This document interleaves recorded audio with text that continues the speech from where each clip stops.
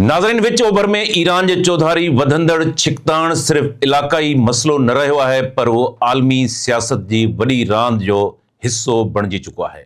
सवाल इहो आहे त ईरान जा वेझा इत्तहादी, ख़ासि तौर ते रूसी सदर प्यूटन ऐं चीनी सदर शी जिनपिंग ऐं उत्तर कोरिया हिन वक़्तु छा करे रहिया आहिनि ऐं पाकिस्तान हिन सूरताल में कहिड़ी पोज़ीशन अख़्तियार करे रहियो आहे। रूस ईरान जो पुराणो स्ट्रेटेजिक साथी रहियो आहे।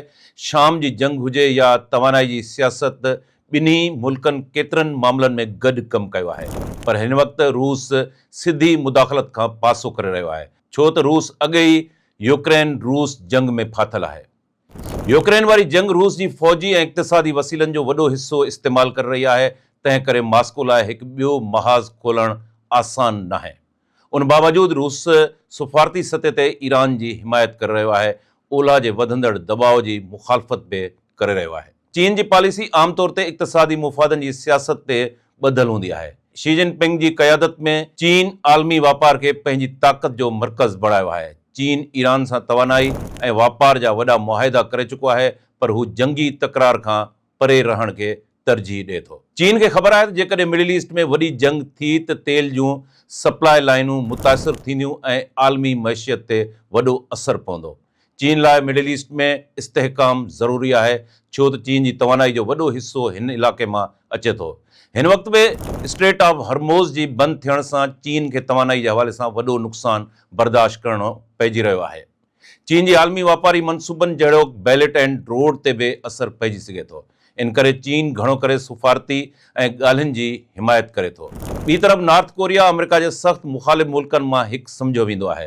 नॉर्थ कोरिया आमतौर ते ईरान ऐं रूस जी सियासी हिमायत कंदे नज़र अचे थो। केतिरनि तज़ीनगरनि जो ख़्यालु आहे त मिज़ाइल टेक्नोलॉजी ऐं दिफ़ाई मामलनि में बि उन्हनि मुल्कनि विच में ताउन रहियो आहे। नॉर्थ कोरिया जो मौक़िफ़ घणो करे अमेरिकी असर खे चैलेंज करण ते ॿधल हूंदो आहे। ईरान ऐं हिंदुस्तान जा तारीख़ी तौर ते वेझा सफ़ारती ऐं इक़्तिसादी लाॻापा रहिया आहिनि, ख़ासि तौर ते तवानाई ऐं वापार जे मैदान में। बहरहाल, मौजूदा तकरार में हिंदुस्तान मुहतात सफ़ारती तवाज़ुन रखण जी कोशिश करे रहियो आहे। जंग खां सिर्फ़ु हिकु ॾींहुं अॻु हिंदुस्तानी वज़ीर आज़म नरेंद्र मोदी जी इसराइल जे दौरे खे शक जी निगाह सां ॾिठो पियो वञे। मोदी जे इन दौरे ते हिंदुस्तान में ख़ासि तौर कांग्रेस पार्टी तरफ़ां वॾी तनक़ीद थी आहे। हाणे सवाल आहे, पाकिस्तान जा ईरान सां सरहदी, मज़हबी ऐं इक़्तिसादी सफ़ारती लाॻापा रहिया आहिनि, जॾहिं त पाकिस्तान जा अहम सफ़ारती ऐं दिफ़ाई लाॻापा अमेरिका ऐं अरब मुल्कनि सां पिणु मौजूदु आहिनि।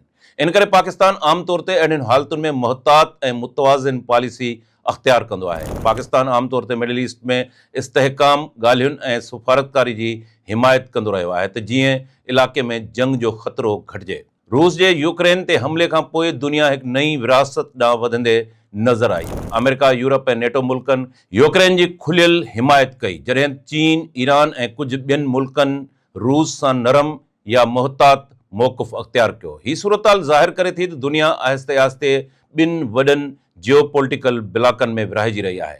नाज़रीन, ईरान जे चौधारी पैदा थींदड़ बहरान में रूस, चीन ऐं नॉर्थ कोरिया जी पॉलिसियुनि मां हिकु ॻाल्हि साफ़ नज़र अचे थी त इहे मुल्क सिधी जंग खां पासो कंदे आलमी ताक़त जे तवाज़ुन खे बदिलाइण जी कोशिश करे रहिया आहिनि ऐं पाकिस्तान जहिड़ा मुल्क कोशिश करे रहिया आहिनि त इलाक़ाई इस्तेहकाम बरक़रार रहे ऐं तकरार ॻाल्हियुनि ज़रिए हल थियनि।